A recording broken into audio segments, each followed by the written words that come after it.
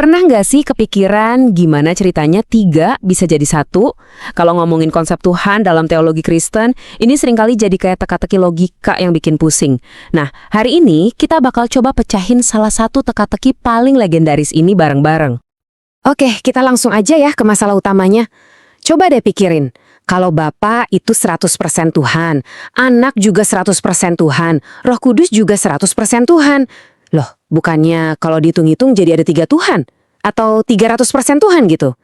Nah, matematika sederhana ini nih yang sering bikin orang garuk-garuk kepala. Nah, ternyata disinilah letak kesalahpahamannya.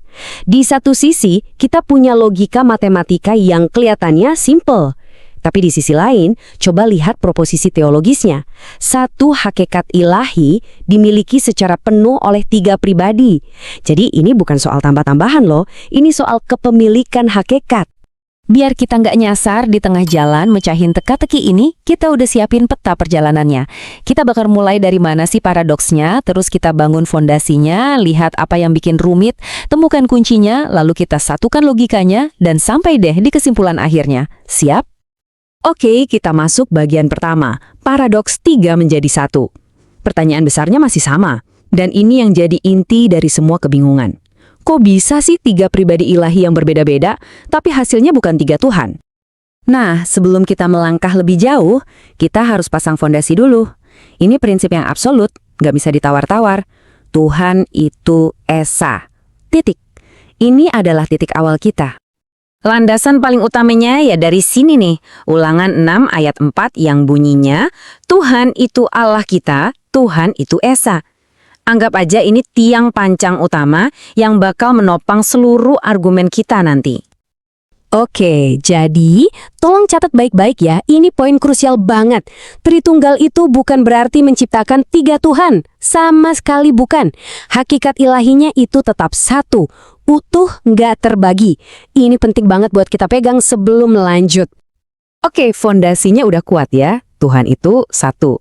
Tapi, nah disinilah ceritanya mulai jadi seru dan sedikit rumit. Kenapa? Karena sumber yang sama yang bilang Tuhan itu satu, ternyata juga memperkenalkan 3 pribadi yang berbeda dan ketiganya disebut ilahi. Coba deh kita lihat langsung buktinya.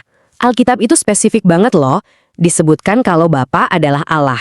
Terus di Injil Yohanes dibilang firman, yaitu anak, adalah Allah. Dan bahkan Roh Kudus pun di Kisah Para Rasul disebut sebagai Allah. Jadi jelas banget kan, ketiganya ini punya status ilahi yang sama. Terus gimana dong cara nyatuin 2 ide yang kelihatannya tabrakan ini? Satu Tuhan, tapi 3 pribadi ilahi. Nah, kuncinya ada di sini. Di satu pemahaman yang super penting. Kita harus bisa bedain antara apa itu hakikat dan apa itu pribadi. Ini nih yang bakal jadi kunci buat membuka gembok paradoks ini. Oke, pertama kita bedah dulu apa itu hakikat. Gampangnya gini, hakikat itu menjawab pertanyaan, apa itu Tuhan? Ini soal esensinya, zatnya, atau ketuhanannya. Sifatnya tunggal dan nggak bisa dipecah-pecah. Nah, yang kedua, pribadi. Kalau tadi hakikat itu menjawab apa, pribadi ini menjawab pertanyaan siapa Tuhan itu. Nah, siapanya ini ada 3, yaitu Bapa, Anak, dan Roh Kudus. Jadi, jelas ya bedanya. Hakikat itu soal apanya Tuhan. Pribadi itu soal siapanya dia. Paham kan? Kesimpulannya, bukan berarti ada 3 ketuhanan yang berbeda, tapi ada 3 siapa yang sama-sama dan secara sempurna memiliki satu ketuhanan yang sama. Satu hakikat, 3 pribadi. Oke, kuncinya udah di tangan kita nih. Sekarang waktunya kita pakai kunci ini buat buka gemboknya dan menyatukan semua kepingan logika ini. Yuk kita balik lagi ke masalah matematika di awal tadi. Dan disinilah cara pandang kita harus berubah total. Logikanya itu bukan lagi penjumlahan. Bukan 1 tambah 1 tambah 1 sama dengan 3. Coba dipikirin, lebih kayak perkalian. 1 dikali 1 dikali 1. Ya hasilnya tetap 1. Kenapa? Karena kita nggak lagi nambahin entitas baru. Kita ngomongin kesatuan yang sempurna dalam satu hakikat yang sama. Masih agak bingung? Coba bayangin analogi ini deh. Misalnya, ada satu ide, katakanlah ide tentang cinta. Anda, saya, dan teman kita bertiga bisa sama-sama paham sepenuhnya apa itu cinta. Pertanyaannya, apakah cinta jadi ada 3? Ya enggak kan? Konsepnya tetap satu. Nah, Alkitab juga bilang begitu. Waktu Yesus bilang, aku dan Bapa adalah satu, itu bukan cuma berarti mereka sejalan atau satu tujuan. Itu artinya mereka satu dalam hakikat.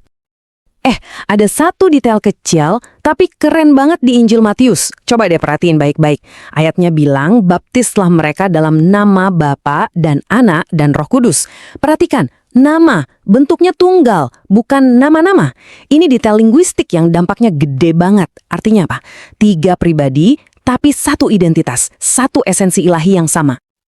Baiklah, kita sudah melewati semua tahapannya. Sekarang kita sampai di bagian kesimpulan. Yuk kita rangkai semua kepingan puzzle ini jadi satu gambaran yang utuh dan jelas. Jadi, alur logikanya kalau kita urutkan jadi begini. Langkah pertama, kita pegang fondasinya. Tuhan itu satu dalam hakikatnya. Langkah kedua, Bapa, Anak, dan Roh Kudus masing-masing dari mereka memiliki secara penuh dan setara hakikat yang satu itu. Langkah ketiga, dan ini dia kesimpulannya. Oleh karena itu, 3 pribadi ilahi itu bukan berarti 3 Tuhan, melainkan satu Tuhan. Jadi, soal matematika di awal tadi, yang 1 ditambah 1 ditambah 1 sama dengan 3 itu, ternyata itu salah alamat. Begitu kita paham konsep kesatuan hakikat, kita jadi sadar, kita ini bukan lagi ngitungin angka. Kita lagi merenungkan sifat dasar dari keberadaan itu sendiri. Ini bukan lagi soal aritmatika. Ini udah masuk ranah metafisika. Dan obrolan kita hari ini meninggalkan satu pertanyaan besar untuk kita renungkan bareng-bareng. Kalau ternyata keilahian itu bukan angka yang terbatas, tapi sebuah hakikat yang tak terbatas, kira-kira gimana lagi ya hal itu bisa mengubah cara kita memandang seluruh eksistensi ini? Nah, itu pertanyaan yang kayaknya seru banget buat kita pikirkan lebih dalam.